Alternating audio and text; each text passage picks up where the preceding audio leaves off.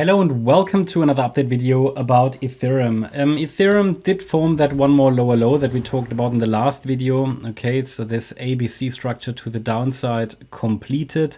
Just like, I don't know, half an hour ago, I posted for our gold members an update and highlighted the wave count to the downside is now completed. However, we needed to see an initial break above initial resistance to get further confirmation. Because we have a complete wave count to the downside. Oh, this moved. No, this didn't. Oh, good. Just because we have a complete wave count to the downside, well, that doesn't necessarily mean the low is in, but it means that we have to be on the watch for a potential, let's say, reaction or upside reversal.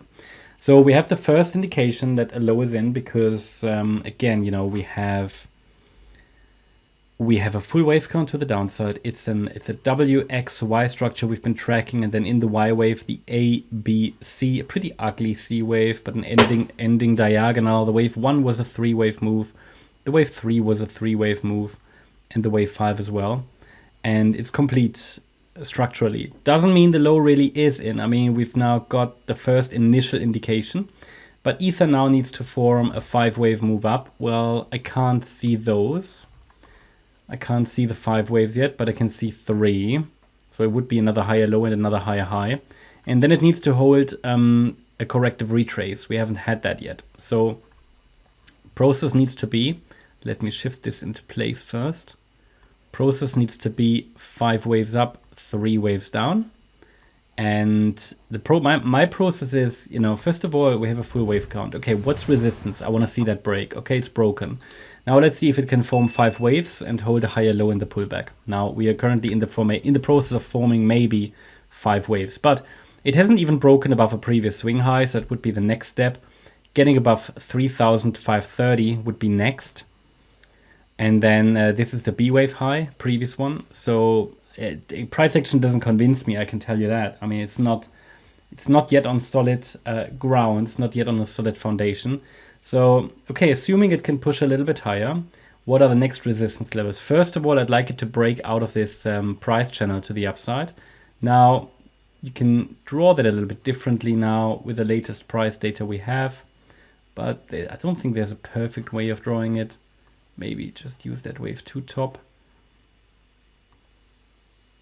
Yeah, not the best, not the perfect way of drawing it, but this is sort of a channel. And if we can break above the upper boundary line of that channel, that would be further evidence that a low is in place. But yeah, we are deep in support, but we haven't broken the 50% fib level. As you know, I highlighted it here. Ideally, the price holds here. So above 3,337. The price also came close to the lower boundary line of that price channel with the dotted lines. And it's now about just waiting to see if in any pullback the market can form a higher low. I'm not very optimistic at this stage. I need to see more evidence. We've literally just had a first reaction to support after the wave count, let's say, became full.